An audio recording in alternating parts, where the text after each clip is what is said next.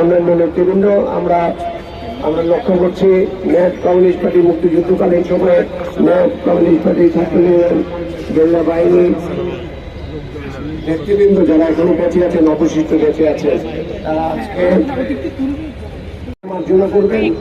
আগে বলেছি যে অনেকেই কথা বলা ছিল, কিন্তু সেই জায়গায় এই টাউন হলে আমি দীর্ঘদিন যাবৎ সাধারণ সম্পাদক কর্ম করছি, প্রায় 15 বছর, এবং বিভিন্নভাবে ভাইস প্রেসিডেন্ট প্রায় 30 বছর। এই বসে রাজনীতির ছোটবেলার থেকেই জাকির ভাইয়ের হাত ধরে, জাকির ভাই আমার সাথে সদস্য ছিল, আমি দেখেছি সে নামাজে কোনোদিন দেরি করছে, এটা আমি দেখিনি। এই সব কিছুদিন আগেও তার সাথে আমার প্রায় কথা হতো, এবং এক একটা মানুষকে মনে হয় এক একটি প্রতিষ্ঠান। আজকে এটাই প্রমাণিত হয়েছে যে বসে মানুষের জন্য কাজ করেছে। বশির আমার অত্যন্ত স্নেহভাজন এবং আমার দীর্ঘদিনের পরীক্ষিত রাজনৈতিক সহকর্মী। বশির সম্পর্কে বেশি বলতে গেলে অনেক কথা হবে, শুধু একটি কথা বলতে চাই, বশির সবসময় রাজনৈতিক সামাজিক আন্দোলনের সাথে আজকে মহান সৃষ্টিকর্তার কাছে আজকে প্রার্থনা করি। সবাইকে ধন্যবাদ। সিনিয়র হচ্ছেন বীর মুক্তিযোদ্ধা মল্লক চৌধুরী, নুরজাহান হোটেলে 1 মাস হইল। মল্লক চৌধুরী আমার কুমিল্লা আমার স্বপ্ন, এটি আমরা মালা গাথার যে আয়োজনটি করেছিলাম, সেটি পরবর্তীতে বিকশিত হয়েছে 3রা ফেব্রুয়ারি তারিখে। অনুষ্ঠানে বসে কথা বলেছিলেন, নিশ্চয়ই মল্লক চৌধুরী সেটি রেখাপাত করেছেন। মনির ভাই, আমরা আপনার সামাজিক রাজনৈতিক ভিন্নতা থাকলেও আমরা আপনার সাথে বিভিন্ন সামাজিক কর্মকাণ্ডে আমরা আপনার ঠেঙ্কার হিসাবে কাজ করছি। আপনার কাছে নিবেদন করছি, আপনি যদি মহান আল্লাহ পাক আপনাকে যদি নির্বাচিত করেন, তাহলে আপনি আজকে বলুন যে মুক্তিযোদ্ধাদেরকে অসম্মান করা হয়, সেই জায়গা থেকে যেন চাকরি পরিত্রাণ পায়। আপনি একজন মুক্তিযোদ্ধা, এই মুক্তিযোদ্ধাদের অপমান আপনি দায়িত্বকালীন সময় যেন আপনার নির্বাচনী এলাকায় না হয়, এই বিষয়টি আপনি পাল্টা দেবেন। প্রত্যুত্তরে মনির চৌধুরী বলেছিলেন, মহান আল্লাহ পাক নিশ্চয়ই আমাকে সেই সুযোগ দিলেন, সেটা অবশ্যই প্রতিপালিত হবে। বসেকে আমি চিনি, আপনাদের মধ্যে কিছু লোক 75 আন্দোলন বা পরবর্তী মুক্তিযোদ্ধার পরে জাকির এবং রামপুরি হুমায়ুন তাদের কারণে বিভিন্ন পর্যায়ে আলোচনাতে সংশ্লিষ্ট ছিল। আড্ডার জন্য এদেরকে বেছে নিত। যে অনুষ্ঠানটার কথা বললো, সে চমৎকার একটি বক্তব্য রেখেছিল, তার প্রতিফলন সে দেখে যেতে পারেনি। সবচেয়ে বড় কথা, তার দুর্ঘটনাটি মর্মান্তিক। আমি যেটা নিয়ে লড়াই করি,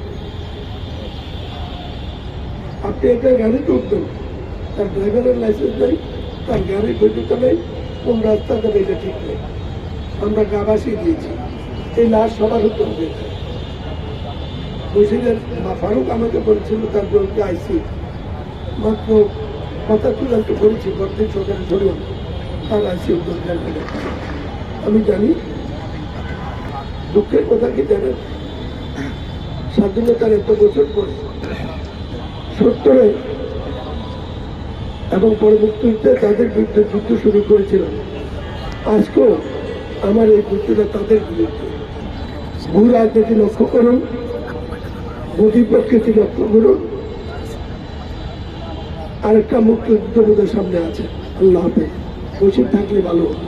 আল্লাহ কেন এই যে অনিরাপদ সড়ক ব্যবস্থাপনা, যারা অবৈধভাবে অন্যায়ভাবে এই কাজগুলোকে পৃষ্ঠপোষকতা করে, অনিয়ন্ত্রিত যানবাহনকে আজকের জানা যায় যেন আমাদের সবাইকে হেদায়েত করে, আর কোন বশিরকে এইভাবে করুণ মৃত্যুর মুখোমুখি হতে না হয়, এটি হোক আজকের জানাজার নামাজে আমাদের সবার শপথ। এই পর্যায়ে আমি পরিবারের পক্ষ থেকে কথা বলার জন্য অনুরোধ করব। বশির ভাইয়ের ছেলে, যে বাবার শয্যা পাশে ছিল, একমাত্র ছেলে সানোয়ার আহমেদ সাগর, সে সবার কাছে তার বাবার জন্য আপনাদের কাছে দোয়া চাইবেন। দীর্ঘ বলার পথে অনেকের সাথে অনেক ক্লোজ সম্পর্ক ছিল, ভালো সম্পর্ক ছিল। যদি কোনো খারাপ সম্পর্ক থেকে থাকে, আমি তার পক্ষ থেকে আসলে ক্ষমা চাচ্ছি, নির্বাচন করে তাকে ক্ষমা করে দেবে। তার সাথে যদি কারো কোনো লেনদেন থেকে থাকে, সেক্ষেত্রে আমি পরিশোধ করে দিব, আমার সাথে যোগাযোগ করবেন। ধন্যবাদ। সামনে যদি আপনার যে প্রিয় বান্দা আপনার তাকে সারা দিয়ে চলে গেছেন, শুক্রবার বাদ আসর এই মানুষটির স্মরণে মহিলা কলেজ রোডের যে মসজিদটি, সেখানে মিলাদ হবে, আপনারা যাবেন। আর প্রিয় মুসলিমুল্লাহ, তার পরিবারকে আমরা আল্লাহর কাছে সমর্থ করলাম। আপনারা কৃতজ্ঞ জনমানুষ না, আপনার তার সন্তান এবং জন্মদেরকে আপনাদের সাধ্য মতো দেখে রাখবেন। এই আহ্বান রেখে জানাজায় পড়ানোর জন্য অনুরোধ জানাচ্ছি তাদের পারিবারিক দায়িত্ব হাফেজ জানা আলম সাহেবকে, হাফেজ জানা আলম সাহেবকে জানাজায় অনুমতি করবার জন্য অনুরোধ করছি।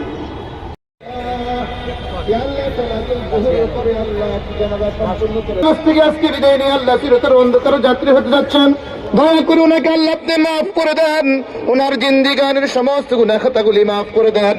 যা কিছু ভালো কাজ করেছে আল্লাহ এক ওসিলা করে মাওলা ওনাকে কবর রাখার পরে আল্লাহ সওয়াল জবাবগুলিকে আল্লাহ আপনি সহজ করে দিয়েন মাওলা। দয়া করে আল্লাহ শাবান মাসের 15 তারিখের খাতিরে আল্লাহ আপনার বান্দাকে আপনি মাফ করে দিয়েন। দয়া করে আল্লাহ আমরা যারা হাত ধরেছে আমাদের গুনাহ খাতাগুলি মাফ করে দিয়েন। ইয়া আল্লাহ বিশেষ করে আল্লাহ আলহাজ মনিরুল হক চৌধুরী সাহেব সহ এখানে নেতৃবৃন্দ আছেন, ইয়া আল্লাহ সকলকে আপনি মাফ করে দেন।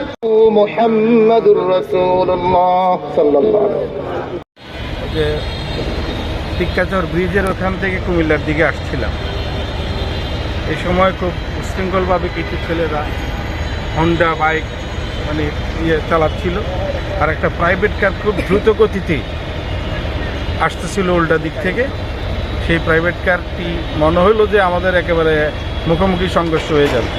এই সময় আমাদের সিএনজি ড্রাইভার একটু বাম দিকে গাড়িটাকে সরিয়ে পাস হয়ে যাওয়ার চেষ্টা করছিল। গাড়িটা স্পিডে ছিল, দুইটা গাড়ি স্পিডে ছিল, যার ফলে আর সে নিয়ন্ত্রণ রাখতে পারে না। গাড়িটা সিএনজিটা উল্টে সেইটার নিচে পড়ে যায় বসিরাম, এবং এই গাড়িতে আমিও ছিলাম। আমিও আমার ডান পা জোরে, বাম হাতে এবং বাম পায়ে ব্যথা পেয়েছি। সে সিএনজি নিচে পড়ে যায় এবং তৎক্ষণাৎ তাকে নিয়ে আসে আমরা কুমিল্লা সদর হাসপাতালে নিয়ে আসি, তারপরে মেট্রোপলিটন হসপিটালে, তারপরে ট্রমা হসপিটালে নিয়ে তাকে ভর্তি করা। ট্রমা হসপিটালে আইসিইউতে ছিল সে 2 দিন, তারপরে তাকে আমরা কুমিল্লা মেডিকেল কলেজ হাসপাতালের আইসিইউতে নিয়ে ভর্তি করি। কিন্তু এই রাস্তাগুলোতে এখানে আসলে যে পরিমাণ উচ্ছৃঙ্খলভাবে গাড়ি চলাচল করে, বিভিন্ন সিএনজি, অটো, হোন্ডা বা বিভিন্ন রকমের প্রাইভেট কার, বিশেষ করে মনে হয় বর্ডার এলাকা থেকে অনেকগুলো হোন্ডা আসে সন্ধ্যার সময় এবং প্রাইভেট কার আসে। নিশ্চয়ই এরা, আমার মনে হচ্ছে যে এগুলা মাদকাসক্ত ছেলেমেয়েরা আছে এইসব গাড়িতে, এবং এত দ্রুত গতিতে এখানে গাড়ি চালানো হয় যে এটা নিয়ন্ত্রণের বাইরে। এখানে মারাত্মক অবস্থা, যে কোনো সময় আরও বড় বড় দুর্ঘটনা ঘটতে পারে। দিতেন অত্যন্ত সামাজিক, সাংস্কৃতিক এবং রাজনৈতিকভাবে এত বেশি ওতপ্রোতভাবে জড়িত ছিলেন যে সকল কর্মকাণ্ডে সকলের আগে তাকে পাওয়া যেত, এবং এত আন্তরিকভাবে তিনি কাজ করতেন যেটা অতুলনীয়। আমাদের অতুলনীয় ক্ষতি হয়ে গেল, আমাদের অপরিসীম ক্ষতি হয়ে গেল। আমরা আশা করব আমাদের এই কুমিল্লায় যাতে আর এরকম কোনো প্রাণ অকালে ঝরে না যায়। রসুল ভাই রাজনৈতিকভাবে সক্রিয় যেমন ছিলেন, তেমন সংস্কৃতি অঙ্গনেও তেমন একজন সংস্কৃতি কর্মী ছিলেন। তো তার এই যে অকাল মৃত্যু আমাদেরকে অত্যন্ত ব্যথিত করে, এবং মৃত্যুর যে ঘটনা শুনলাম সড়ক দুর্ঘটনার মাধ্যমে এই ঘটনাটি ঘটেছে। এবং রসুল ভাই আমাদের জেলা কালচারাল উনি বলেছেন যে উনি ওই গাড়িতে ছিলেন যে গাড়িতে রসুল ভাই ছিলেন। আসার পথেই তারা এই দুর্ঘটনার শিকার হন। আমরা চাচ্ছি যে আসলে জেলা প্রশাসন এবং জেলা পুলিশকে বহুবার বলা হয়েছে যে অন্ততপক্ষে বর্ডার এলাকা থেকে যেসব রুটগুলা, লিঙ্ক রুটগুলা শহরে প্রবেশ করছে, এইসব রাস্তার মধ্যে দেখা যাচ্ছে যে অত্যন্ত দ্রুত গতিতে যুবক শ্রেণীরা চলাফেরা করে, হুন্ডা চালায়, প্রাইভেট কারও কখনো নিয়ে যায়। আমার মতো এই বিষয়ে এই যানবাহন নিয়ন্ত্রণে জেলা প্রশাসন এবং জেলা পুলিশকে সক্রিয় ভূমিকা রাখার জন্য আমি বিনীত অনুরোধ।